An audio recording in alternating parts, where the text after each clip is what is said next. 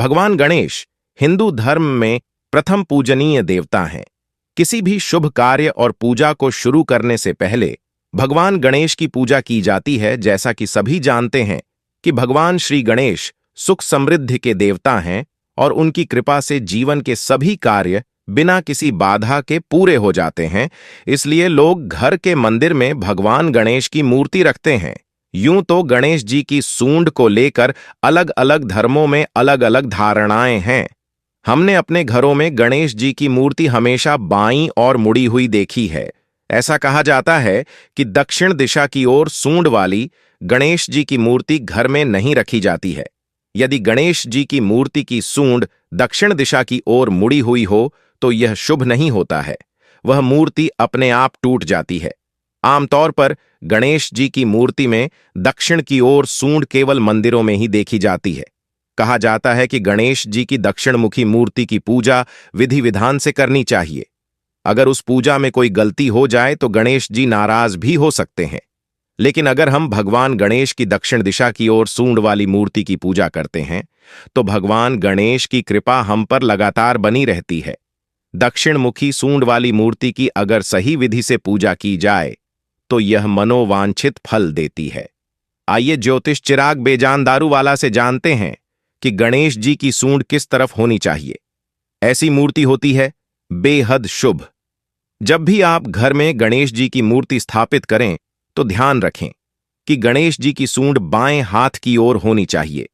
माना जाता है कि ऐसी मूर्ति से घर में सकारात्मकता बनी रहती है और जीवन में सुख समृद्धि आती है।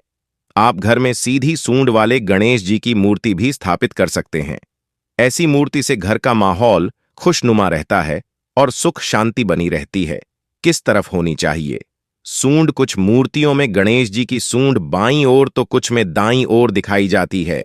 गणेश जी की अधिकांश मूर्तियां सीधी अथवा उत्तर दिशा की ओर सूंड वाली होती हैं। ऐसा माना जाता है कि जब भी दक्षिण दिशा की ओर मुंह करके गणेश जी की मूर्ति बनाई जाती है तो वह टूट जाती है।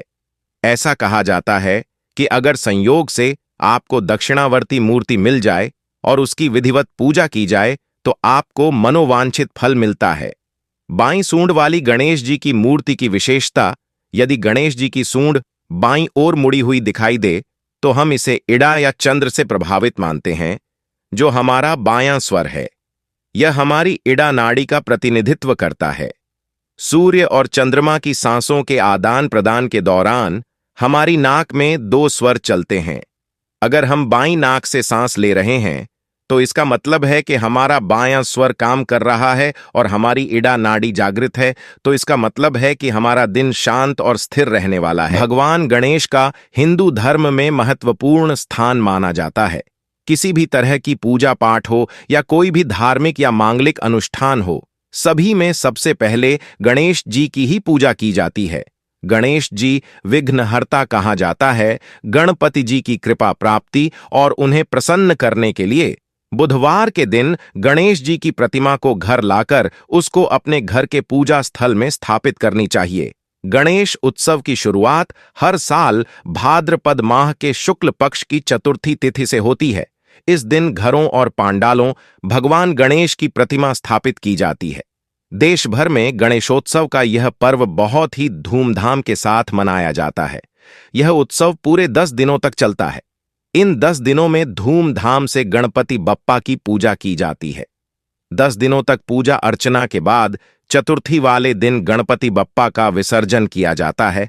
हालांकि गणेश स्थापना से पहले कुछ नियमों का जानना बहुत जरूरी होता है। चलिए जानते हैं भगवान गणेश की स्थापना के नियमों के बारे में। गणेश स्थापना के नियम: यदि आप भी अपने घर में गणपति बप्पा की मूर्ति स्थापित करने जा रहे हैं तो इसे ईशान कोण यानी उत्तर पूर्व दिशा में स्थापित करें। साथ ही इस बात का ध्यान रखें कि मूर्ति का मुख पश्चिम दिशा की ओर ही हो। गणपति बप्पा की स्थापना करने से पहले ही उस जगह की अच्छे से साफ कर लें। जिस जगह भगवान गणेश को स्थापित करने जा रहे हैं उस स्थान पर किसी तरह की अशुद्ध और कचरा न रहने दें। इसके बाद शुभ मुहूर्त में बप्पा की मूर्ति को स्थापित करें। भगवान गणेश की स्थापना करने के बाद रोजाना सुबह शाम को इनकी पूजा और आरती करें। दोनों समय भगवान गणेश को भोग लगाएं, धूप दीप दिखाएं। एक बात का ध्यान रहे कि भगवान गणेश की मूर्ति एक बार स्थापित हो जाए तो उसे वहां से हटाएं, नहीं मूर्ति को विसर्जन के समय ही वहां से हटाया जा सकता है। साथ ही ध्यान रखें कि गणेश उत्सव के 10 दिनों तक नॉन वेज या शराब आदि का सेवन न करें, न ही ऐसी चीजें घर लेकर आएं। संभव हो तो इस दौरान लहसुन प्याज खाने से भी परहेज करें। गणेश जी का घर में मंगल प्रवेश होना चाहिए। गणेश जी के आगमन के पूर्व घर और द्वार को सजाया जाता है और जहां उन्हें स्थापित किया जाएगा उस जगह की सफाई करके उसे पूजा के लिए तैयार किया जाता है। बाजार जाने से पहले नवीन वस्त्र धारण करें, सिर पर टोपी या साफा बांधें, रुमाल भी रखें, पीतल या तांबे की थाली साथ में ले जाएं, नहीं तो लकड़ी का पाट ले जाएं जिस पर गणेश जी विराजमान होकर घर में पधारेंगे। इसके साथ ही घंटी और मंजीरा भी ले जाएं। बाजार जाकर जो भी गणेश जी पसंद आए उसका मोल भाव न करें, उसे आगमन के लिए निमंत्रित करके दक्षिणा दे दें।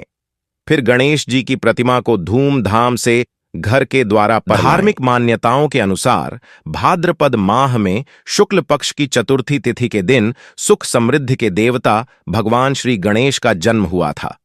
इसी उपलक्ष्य में हर साल गणेश उत्सव मनाया जाता है। यह पर्व पूरे 10 दिनों तक चलता है। गणेश उत्सव का यह पर्व भाद्रपद माह के शुक्ल पक्ष की चतुर्थी तिथि से शुरू होकर अनंत चतुर्दशी तिथि के दिन तक चलता है। गणेश उत्सव के इन 10 दिनों में गणपति बप्पा को 10 अलग अलग चीजों का भोग लगाया जाता है। मान्यता है कि इन दिनों भगवान गणेश को उनकी प्रिय चीजों का भोग लगाने से गणपति बप्पा अति प्रसन्न होते हैं। आइए जानते हैं, गणेश उत्सव के दौरान बप्पा को कौन से भोग लगाने चाहिए।